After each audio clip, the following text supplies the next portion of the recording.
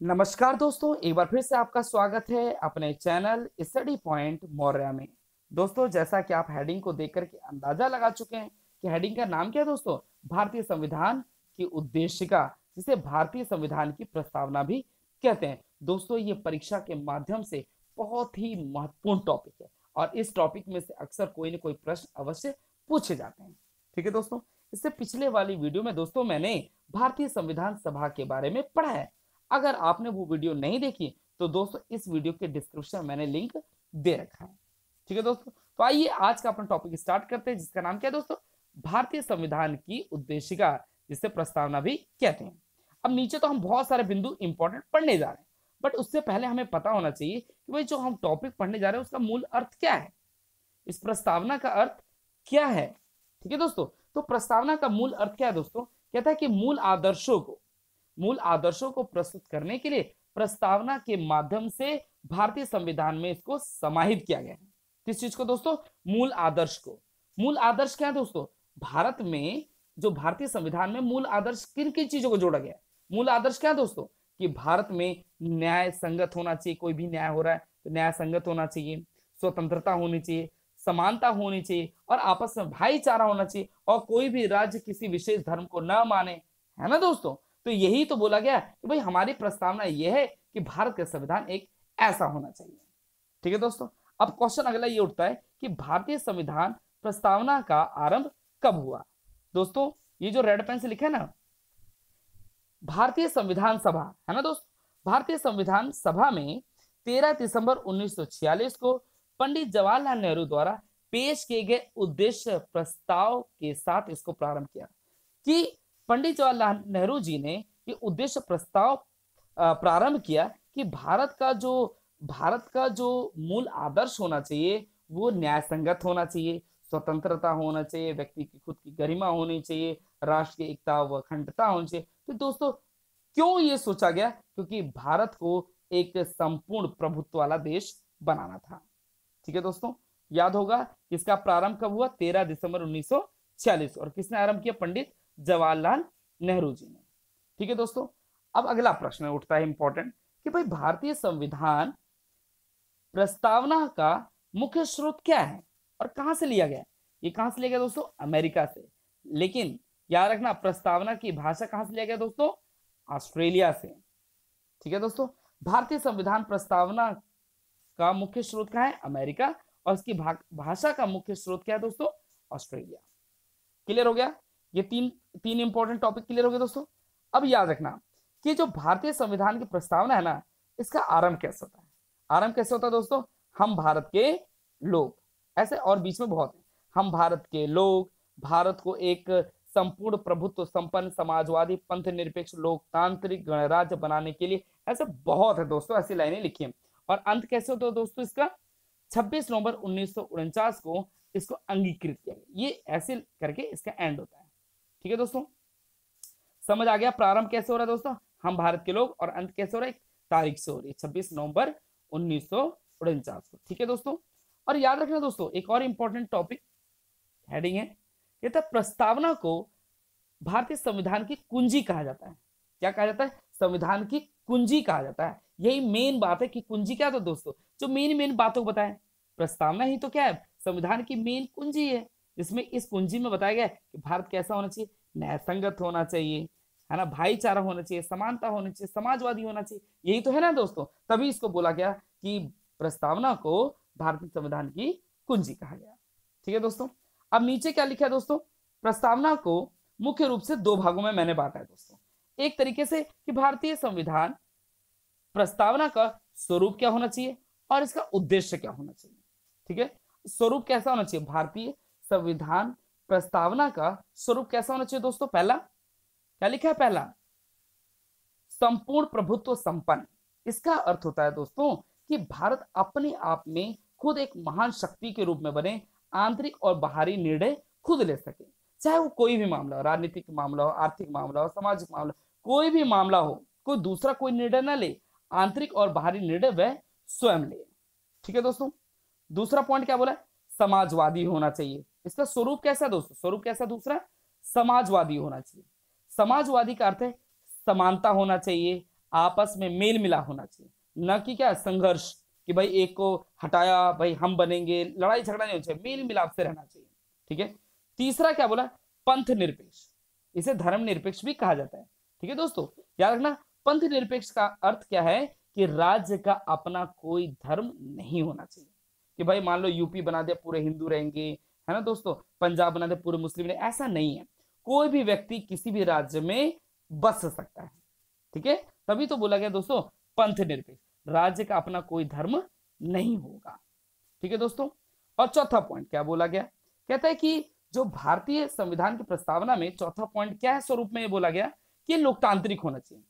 ठीक है, लोकतांत्रिक दोस्तों क्या लिखा है कि जनता शासन के लिए जानी जाए। जनता है ना दोस्तों, यहाँ पे जनता ही शासन करती है। कैसे? क्योंकि जनता अपनी ही शक्ति के माध्यम से किसी एक विधायक, है ना, किसी को प्रधानमंत्री भी बना सकता है। क्लियर दोस्तों, एक जनता ही क्या है दोस्तों, अपने ही मताधिकार के द्वारा वो बहुत कुछ कर सकता। तभी तो लिखा है जनता शासन के लिए जानी जाए। अब्राहम लिंकन ने क्या लिखा दोस्तों, क्या लिखा कि जनता के लिए, जनता के द्वारा शासन, यही ना दोस्तों क्या बोला गया, यही लोकतांत्रिक प्रक्रिया का आधार है। इसलिए दोस्तों भारत में लोकतांत्रिक प्रक्रिया को अपनाया जाता है। ठीक है दोस्तों, और पांचवा पॉइंट क्या है दोस्तों, क्या लिखा है, गणतंत्र। शासन की व्यवस्था जो होनी चाहिए ना दोस्तों, वंशानुसार नहीं होना चाहिए, बल्कि जनता द्वारा प्रत्यक्ष व अप्रत्यक्ष चुनाव के द्वारा होना चाहिए, है ना दोस्तों। ये गणतंत्र होना चाहिए, भारत अपना क्या होना चाहिए दोस्तों, गणतंत्र होना चाहिए। वंशानुसार नहीं होना चाहिए कि राजा का बेटा, जैसे राजाशाही नहीं होता था दोस्तों, राजा का बेटा ही राज करेगा, नहीं, ऐसा नहीं है। कि शासन की जो व्यवस्था होनी चाहिए वंशानुसार नहीं होना चाहिए, बल्कि जनता द्वारा डायरेक्ट और इनडायरेक्ट चुनाव के द्वारा ही होना चाहिए। तो ये दोस्तों समझ आया कि भारतीय संविधान की प्रस्तावना का मुख्य स्वरूप कैसा होना चाहिए। भाई संपूर्ण प्रभुत्व संपन्न होना चाहिए, समाजवादी होना चाहिए, पंथ निरपेक्ष होना चाहिए दोस्तों, लोकतांत्रिक होना चाहिए और गणतंत्र होना चाहिए। ठीक है दोस्तों, अब आ जाते हैं अपना प्रस्तावना का मुख्य उद्देश्य क्या है कि भाई हम जो भारतीय संविधान की प्रस्तावना बना रहे हैं ना, इसका मुख्य उद्देश्य क्या होना चाहिए कि भाई ये प्रॉपरली न्याय सही से करें, चाहे वो सामाजिक रूप से हो, आर्थिक रूप से, चाहे राजनीतिक रूप से हो। तो न्याय कैसा होना चाहिए दोस्तों, न्याय संगत होना चाहिए, कोई भेदभाव नहीं होना चाहिए, चाहे वो सामाजिक मैटर हो, चाहे आर्थिक मैटर हो, चाहे वो राजनीतिक मैटर हो। ठीक है दोस्तों, कोई भी भेदभाव नहीं होना चाहिए। और अगला क्या बोलो दोस्तों, स्वतंत्रता, है ना दोस्तों। ये तो बहुत ही, है ना, टॉपिक को देखते ही लगता है ना कि हर व्यक्ति को क्या चाहिए दोस्तों, आजादी चाहिए, स्वतंत्रता चाहिए, पूरा फ्रीडम चाहिए कि वो घूमे फिरे, खाए पिए, कुछ भी करे ना दोस्तों, है ना। तभी तो लिखा दोस्तों कि हमारा भारतीय प्रस्तावना का मुख्य उद्देश्य क्या होना चाहिए दोस्तों, मनुष्य को क्या करना चाहिए, एक स्वतंत्रता होनी चाहिए जिसमें वह अपना विकास कर सके, अपना कोई भी कारोबार करके दोस्तों, अपना जीविकोपार्जन करके दोस्तों अपना विकास कर सके, जिससे क्या है दोस्तों, जिससे देश का भी विकास संभव हो सके। ठीक है दोस्तों। तीसरा, समानता होनी चाहिए, कोई भी भेदभाव नहीं होना चाहिए, है ना दोस्तों, चाहे किसी भी माध्यम से, हमेशा, चाहे दोस्तों चाहे सरकारी नौकरी के माध्यम से हो, चाहे कोई भी दोस्तों किसी भी चीज से कोई भेदभाव नहीं होना चाहिए, इक्वलिटी होनी चाहिए, समानता होनी चाहिए। ठीक है दोस्तों। और चौथा क्या बोला दोस्तों, चौथा, व्यक्ति की अपनी गरिमा होनी चाहिए। अनुच्छेद ना दोस्तों मैंने लिखा है, जो अनुच्छेद 21 में लिखा गया है ना, व्यक्ति की अपनी गरिमा क्या है, उसको सही रूप से जीने का अधिकार है, व्यक्तित्व की स्वतंत्रता है दोस्तों, उससे कोई वंचित नहीं कर सकता। ठीक है दोस्तों। और पांचवा पॉइंट क्या बोल रहा है दोस्तों, कि राष्ट्र की एकता और अखंडता, है ना दोस्तों। क्या बोल रहा है कि हमारा जो मुख्य रूप से उद्देश्य होना चाहिए, इस प्रस्तावना का मुख्य उद्देश्य पांचवा क्या चाहिए, राष्ट्र की एकता और अखंडता। कि भारत है ना दोस्तों, भारत एक ऐसा देश है जो भारत विविधता में एकता वाला देश है। यहाँ पे दोस्तों विभिन्न प्रकार की जातियां भी मिल जाएंगी आपको, विभिन्न प्रकार के धर्म मिल जाएंगे, विभिन्न प्रकार के खाने पहनावे, बहुत कुछ मिलेगा दोस्तों।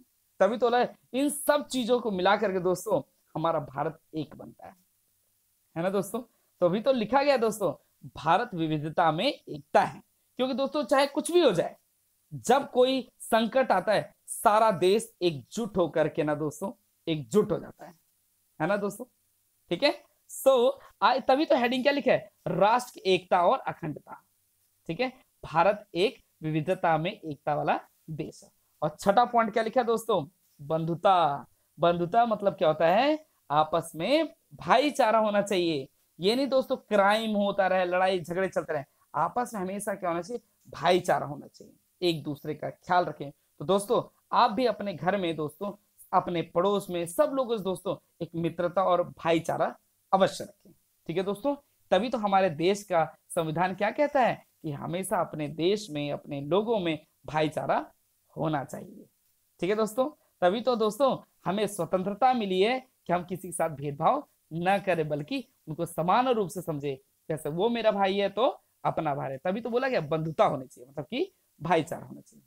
ठीक है दोस्तों, अब अगला पॉइंट नीचे क्या लिखा है दोस्तों, सबसे इंपॉर्टेंट है ये, बेरूबाड़ी है ना दोस्तों, यूनियन वाद में 1960 में जो हुआ था, इसमें कहा गया कि सर्वोच्च न्यायालय ने प्रस्तावना को संविधान का अंग नहीं माना, है ना दोस्तों। ये बेरूबाड़ी यूनियनवाद जो 1960 में हुआ, इन्होंने क्या माना, सर्वोच्च में ही सर्वोच्च न्यायालय ने प्रस्तावना को संविधान का अंग नहीं माना, कि संविधान जो है, ये प्रस्तावना जो है ना, संविधान का अंग नहीं है। बट केशवानंद भारती बनाम केरलवाद में जो 1973 में, इन्होंने कहा कि प्रस्तावना जो है ना दोस्तों, संविधान का एक अंग है। तो क्वेश्चन पेपर में आ सकता है दोस्तों, जो बेरूवाड़ी यूनियनवाद का क्या मत था प्रस्तावना को लेके, उन्होंने क्या बोला कि प्रस्तावना जो है भारतीय संविधान का कोई अंग नहीं कहलाता और न है। ठीक है, बट जो केशवानंद भारती जो थे ना दोस्तों, जो ये कब हुई थी दोस्तों, 1973 में हुई। इनका कहना था कि प्रस्तावना जो है भारतीय संविधान का अंग है। क्लियर। और याद रखना दोस्तों, सबसे लास्ट लाइन में क्या लिखा मैंने, कि जो 42वां संविधान संशोधन हुआ 1976 के द्वारा, समाजवादी, पंथ निरपेक्ष, राष्ट्र की अखंडता, ये शब्द जोड़े गए किसमें दोस्तों, प्रस्तावना में। और याद रखना, प्रस्तावना में खाली एक ही बार संशोधन किया गया दोस्तों, सिर्फ एक बार, वो भी कब दोस्तों, 42वां संशोधन, वो कब हुआ था, 1946 में। और कौन से 3 शब्द जोड़े गए दोस्तों, समाजवादी, पंथ निरपेक्ष और राष्ट्र की अखंडता। ठीक है दोस्तों, तो मैं आशा करता हूं दोस्तों कि आज जो आपने टॉपिक समझा, उसका नाम क्या है दोस्तों, भारतीय संविधान की उद्देशिका, जिसे प्रस्तावना कहते हैं। प्रस्तावना समझ आ गया दोस्तों, मूल आदर्शों को प्रस्तुत करने के लिए प्रस्तावना जो है भारतीय संविधान में समाहित करने के लिए बना है। ठीक है दोस्तों, और इसमें पॉइंट पढ़े होंगे आपने कि भाई इसकी शुरुआत कब हुई, इसका मुख्य स्रोत क्या है, भाषा का स्रोत क्या है, इसका आरंभ कैसे हुआ, और इसका स्वरूप कैसा है, और इसका उद्देश्य क्या है। ठीक है दोस्तों, तो मैं आशा करता हूं दोस्तों कि आज आपने जो मैंने ये इंपॉर्टेंट नोट्स बनाए, इसमें जो जो टॉपिक पढ़ेंगे वो याद हो गए होंगे। और दोस्तों मैं आशा करता हूं कि आप लोग ये याद करके अपनी आने वाली परीक्षाओं में अच्छे अंक लेकर के प्राप्त होंगे। ठीक है दोस्तों, चलो बाय दोस्तों, नमस्कार।